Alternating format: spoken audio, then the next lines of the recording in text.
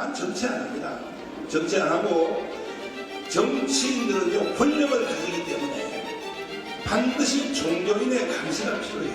그럼 지금 현재 홍준표 또 시장님, 황교안 전 대표님 하시는 말씀 보세요. 저게 통제되는 말입니까 저게?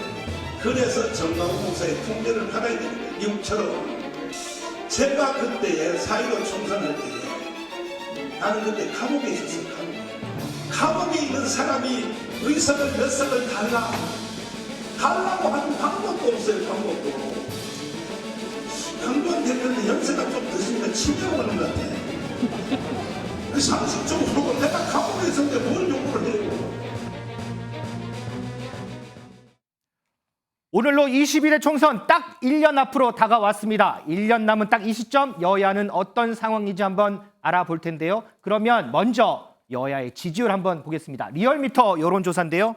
국민의힘 전주보다 0.1%포인트 떨어진 37% 기록하고 있고요. 민주당 1.2%포인트 떨어진 45.9% 기록하고 있습니다. 자, 이 여론조사 결과에 대해서 리얼미터 관계자가 이렇게 분석했습니다. 국민의힘 최고위원들의 잇단 설화 그리고 이른바 전광훈 리스트가 발목을 잡았다 이렇게 분석을 하고 있네요. 자, 이와 관련해서 앞서 들으신 바와 같이 전광훈 목사 오늘 오전에 기자회견을 진행을 했습니다. 허지연 변호사. 자, 갑자기 기자회견 소식이 알려졌어요. 우리가 이제 하이라이트로 짧게 들었는데 얘기가 좀 더 있을 것 같아요. 네, 전광훈 목사 얘기를 종합하면 이렇습니다. 일단 국민의힘은 내분을 자제하고 대결집해야 된다라고 얘기를 하면서도 종교인들의 감시가 없으면 정치인들 자기 통제가 불가능하니까 그러니까 전광훈 목사의 통제를 받아라 이렇게 주문을 했습니다. 그러면서도 이 황교안 전 대표 등이 제기한 이 공천의 어떤 자릿수를 요구했다, 두 자릿수 이상의 공천을 요구했다 이 부분에 대해서는 증거가 없다라고 하면서 부인하는 얘기를 했는데요. 네. 그러면서 하는 얘기가 우파를 분열시키는 일을 자제하고 모두 하나가 돼야 되고 그것이 국민의 염원이자 국민의힘 당원 바람이자 윤석열 대통령의 뜻이기 때문에 보수가 대결집해야 된다라는 말로 마무리를 했습니다. 이종호 시장님, 네. 국민의힘은 내 통제를 받아야 한다. 전광훈 목사는 국민의힘의 어떤 존재인가요? 종교가 정치를 통제하던 시절은 분명히 있었습니다. 로마 제국 시대, 신성 로마 제국이나 서로마 우리가 이제 제국 태어나기도 시대에 전에 얘기죠. 그렇죠.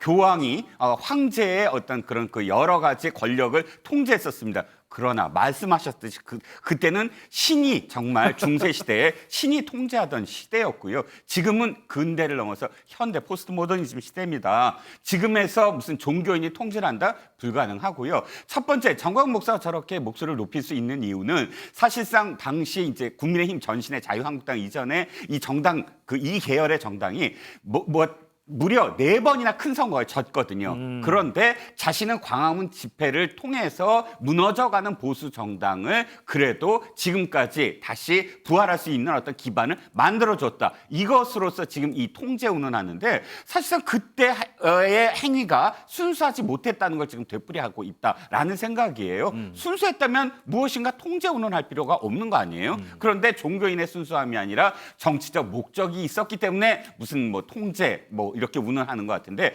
여기에 대해서 국민의힘의 청년 정치인들 장해찬 최고위원이나 김용태 전 최고위원이 쓴소리를 뱉으면서 거리를 두는 것처럼 지금 표현하고 있습니다. 그런데 김혜리 특혜 이것 좀 여쭤보겠어요. 정말로 지금 국민의힘이 이 관계를 전광훈 목사의 관계를 끊을 수 있을까요? 이 청년 정치인들 목소리처럼? 청년 정치인들의 목소리만으로는 저는 못 끊는다고 봅니다. 이거는 당 지도부 김기현 대표가 나서야 된다라고 봐요. 그러니까 사실 전광훈 목사가 지금 당원인지 아닌지도 모릅니다. 그래서 당에서 내보내야 된다, 당원 명부 이중 당원들은 다 정리해야 된다라고 하지만 그거는 좀 어려운 상황이고 최소한 저는 김기현 대표가 요 정도는 해줘야 된다라고 봅니다. 전광훈 목사가 무슨 얘기를 하든 그건 그 사람의 자유다. 대신에 우리 당에서는 아무도 전광훈에 대해서 얘기하지 말고 반응도 하지 말고 거기 가서 반응하는 사람들은 당대표의 권한을 가지고 내가 적절히 행사해서 징계하겠다. 이 정도 발언이 있어야 돼요. 근데 왜 못하느냐. 일단은 전광훈 목사의 말부터 좀 얘기를 하자면은 전광훈 목사는 한결같았습니다. 사실은. 한결같았어요? 예, 뭐가요? 항상 저런 식으로 얘기를 해왔어요. 과거에도 그렇고 지금도 그렇고 앞으로도 그럴 겁니다. 그럼 문제는 뭐냐? 국민의힘의 정치인들이 필요하면 가가지고 표 달라고 하고 도와달라고 했잖아요. 네. 그러다가 지금 선거하려고 하니까 안 되는 거잖아요. 자, 그러면은 이제 여기서 선택을 해야 되는 거죠. 그러니까 극우의 협곡으로 들어갈 것이냐 아니면은 아하. 중도의 광활한 중원으로 나올 것이냐를 지금 국민의힘이 선택을 해야 되는데 또 이번에 다음에 내 1년 뒤에 총선 되면은 또 정광훈 목사한테 달려갈 분들 또 있을 겁니다. 아하. 그러니까 그거에 대해서 과감하게 끊어낼 용기가 있느냐 그게 제일 중요한 것 같고 이미 케이스 스터디가 있어요. 2020년 총선 전에 정광훈 목사랑 같이 집회했지만은 미래통합당 망했잖아요. 총선. 이미 그 케이스 뭐 스터디가 참패를 했죠. 예, 참패를 했잖아요. 그러니까 그렇게 가면 망한다라는 걸 알고 있으니까 이거는 당 지도부의 어떤 결단만 남은 상황이 아닌가 그렇게 보여집니다. 어쨌든 뭐 1년 남은 시점 선택 기로에는 좀 서 있다고 봐야 되겠군요. 자, 민희숙 기자. 홍준표 대구시장도 오늘 또 정광훈 목사에 대해서 언급을 했어요. 맞습니다. 홍 시장 오늘 오전 라디오 방송 인터뷰 진행을 했는데요. 이 한나라당 대표 시절에는 전광훈 목사로부터 공천 이야기 들은 적 없냐 이런 질문에 그때는 서로 교류한 적도 없다 이렇게 일단 선을 그었습니다. 이후에 통화를 한 적은 있다라고 했는데요. 그럼에도 자신보다 2살이나 어린 이 전 목사가 공개적으로 욕설을 하는 걸 참을 수가 없었다. 이 자신은 국민의힘에 절연하라고 이야기를 했다라고 했는데요. 하지만 지금의 지도부 이 김기현 대표는 이 전 목사에게 욕을 들을까 봐 그렇게 말을 하지 아하. 못하고 있다. 겁이 나서 손절을 못하고 있다고 지적했습니다. 그랬군요. 자, 허전 변호사, 홍준표 시장 얘기 나온 김에 어제 한 토론 프로그램에 나왔어요. 거기서 이런 얘기를 했더군요. 정치력 없는 대통령 이런 발언을 했던데 이게 어떤 맥락에서 나온 발언이에요, 이게? 그러니까 이게 참 애매하게 듣기에 따라서 해석을 상당히 달리할 수 있는 그런 발언인 것 같은데요. 그러게요. 홍준표 시장이 어떻게 얘기를 했냐면 1년도 안 된 대통령한테 정치력 없다라고 하는데 아니 정치력 없는 대통령 국민이 뽑은 거 아니냐. 그렇게 정치력 없고 초보인 대통령 뽑아놓고 노련한 삼김 스타일 정치를 요구하면 안 되는 거 아니냐라고 하면서 네.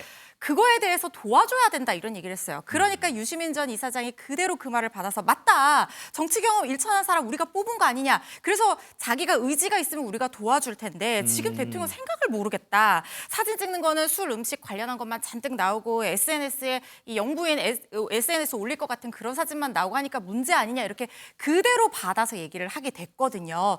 그래서 저는 이 말이 얼핏 듣기에는 이 보호막을 쳐주는 것 같으면서도 이 언중 요구를 같기도 하고 어떻게 해석해야 될지 좀 의문입니다. 자, 홍준표 시장의 이런 발언 우리 시청자 여러분들은 어떻게 해석하실지 좀 궁금한데 자, 홍준표 시장 얘기 하나만 더 하겠습니다. 오늘 오전에 한 라디오 방송에 전화 연결 형태로 이제 출연을 했습니다. 그런데 진행자가 한동훈 법무부 장관에 대해서 물어봤더니요.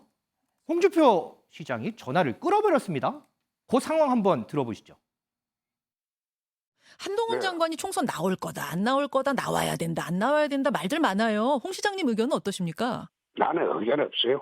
누구 특정인에 대해서 나오다 나오지 마라 그것도 난센스인 게 아, 총선은 총력적입니다. 예, 그렇죠. 기계작대기라도 끌어내야 할 파인데 총선에 도움되면 나가야 됩니까? 그거는 내가 할 말도 아니죠. 질문 자체가 덜이다. 아니, 그러니까 누구를 특정인으로 할 필요가 뭐 있냐 이 말이야. 아유, 한동훈 장관 이야기는 별로 하고 싶어 하지 않으시는 것 같고 이준 말을 그래 하면 안 되죠. 이제나 끊읍시다. 이상하게 말을 돌려가지고 아침부터 그래서. 아이고 죄송합니다. 아니 그러면요, 아이고, 홍 전화 시장님. 끊습니다. 아이 홍 시장님. 아이 전화 이렇게 끊으시면 안 되죠. 청취자들 듣고 어머, 끊으셨어요 지금? 허지현 변호사, 생방송 중에 뚜뚜 소리 나오는데 이것도 혹시 생방송의 묘미 뭐 이런 겁니까? 왜 전화를 끊었답니까? 뭐 얘기 나오는 거 없어요? 저도 상당히 놀랐는데 이게 진짜 실제 상황인가 싶은 생각이 들었는데요. 일단 홍준표 시장이 바로 SNS에 글을 올려서 내가 마치 한동훈 장관을 시기하는 듯한 무례한 질문을 하길래 뭔가 여기에서 답변을 더 하다가는 설화에 휩쓸릴 것 같다. 그런 생각이 들어서 말을 그냥 아끼느라 전화를 끊었다. 이렇게 얘기를 했어요. 그러니까 본인이 누구라도 나가야 된다. 지금 다 총력전 기울여야 될 때 아니냐 이렇게 대답을 회피하면서 원론적인 얘기로 대응을 했는데 이제 그 앵커 입장에서는 계속해서 그러면 더 물어보게 되잖아요. 그렇죠. 그래서 이제 물어보니까 본인은 또 정치적으로 뭔가 이게 달리 해석될까 봐 끊었다 이렇게 얘기를 한 건데요. 벌써부터 이 뭐 잠룡 경쟁이라고나 할까요? 제가 이런 얘기하면 또 홍준표 시장님 기분 나빠하실 수도 있을 것 같은데 우리 김준일 에디터님께서는 이걸 어떻게 보시는지 좀 궁금합니다. 근데 뭐 오해를 피하려고 끊었다는데 그거를 끊음으로 인해서 굉장한 큰 오해가 오해가 생겼습니다. 생기죠. 예, 홍준표 시장이 이거에 처음이 아니에요. 2017년에 대선에 나왔을 때도 그 JTBC 손석희 앵커한테 작가가 써준 대로 하지 마시고 자유롭게 질문하세요. 이런 식으로 해가지고 그것도 굉장히 큰 논란이 있었거든요. 그런 식으로 조금 기자들이나 이제 앵커들하고 이제 인터뷰하면서 조금 여러모로 예의가 없는 뭐 이런 건데, 그러면 본인이 그렇게 비판하시는 이재명 대표 예전에 경기도지사 예의가 없어 커트야 커트 그런 거하고는 도대체 뭐가 다르신 건지. 그래서 조금 언론을 존중하시고 좀 듣기 싫은 얘기라도 그러면 차분하게 좀 설명하시면은 좀 더 좀 많이 인기가 올라가지 않을까 그렇게 생각합니다. 네, 알겠습니다. 자, 민지수 기자, 이 국민의힘 소속 지자체당 중에 요즘에 또 언론에 많이 오르내리는 사람이 있어요. 바로 김진태 강원지사인데 뭐 산불이 났는데 골프를 쳤다 뭐 이런 보도로 많이 비판도 받았죠. 그런데 기자회견을 자청해서 이걸 또 반박했더라고요. 맞습니다. 김진태 지사와 골프 관련된 의혹은 두 가지였습니다. 먼저 나온 31일 날 이날의 보도에 대해서는 업무 시간이 끝나기 전에 이 산불 진화 작업 중에 골프 연습을 갔다. 이 내용에 대해서는 곧바로 인정을 하고 사과를 했습니다. 하지만 이후에 추가로 나온 이 18일 산불 때도 골프를 쳤다. 이 기사는 사실과 다르다며 직접 반박 기자회견을 연 건데요. 이 해당 보도를 한 기자 명예훼손으로 고소하겠다라고 밝혔습니다. 영상으로 보고 오시죠. KBS의 첫 번째 그 기사의 제목이 김진태 18일 산불 때도 골프 이렇게 기사가 나갑니다. 산불 때 골프. 그러면 그거를 보는 사람들은 어떻게 생각하겠습니까? 산불은 저녁에 났고 골프 연습은 아침에 했는데 산불 나던 날 골프 하면은 이게 뒤섞여가지고 아주 부정적인 인식이 가게끔. 이거는 언론에 외피를 썼으나 실상은 김진태 죽이기라는 의도를 의심하지 않을 수가 없습니다. 자, 그런데 이 김진태 지사의 이 기자회견이요. 지난주 금요일인가요? 당에서 김진태 지사에 대해서 조사를 하겠다, 조사에 착수했다 이런 얘기가 나오면서 기자회견이 또 이어진 겁니다. 그래서 관심을 끄는데, 자, 그러면 김기현 당대표 무슨 얘기를 하고 있을까요? 오늘 얘기 한번 듣고 오시죠. 어제도 입장문을 새로 발표하셨거든요. 일단 제가 진상조사를 하라고 지시해놨는데 아직 보고서를 못 받았습니다. 보고서 내용을 본 다음에 말씀드리겠습니다만은 김진태 지사가 어저께 기자회견한 내용을 보면 보도 내용이 상당 부분 왜곡되어 있을 가능성도 배제할 수 없다는 생각이 듭니다. 진상조사가 끝난 다음에 어떤 조치를 할 것인지 말씀드리겠습니다. 이종훈 시장님. 네, 단체장들 보통 일요일 날 기자회견 잘 안 하지 않아요? 그렇죠. 단체장만이 아니라 사실 뭐 정치인들이 일요일 날 잘 안 합니다. 그렇죠. 토요일 날 진짜 안 하고요. 그런데 문제는 이겁니다. 지금 억울하겠죠.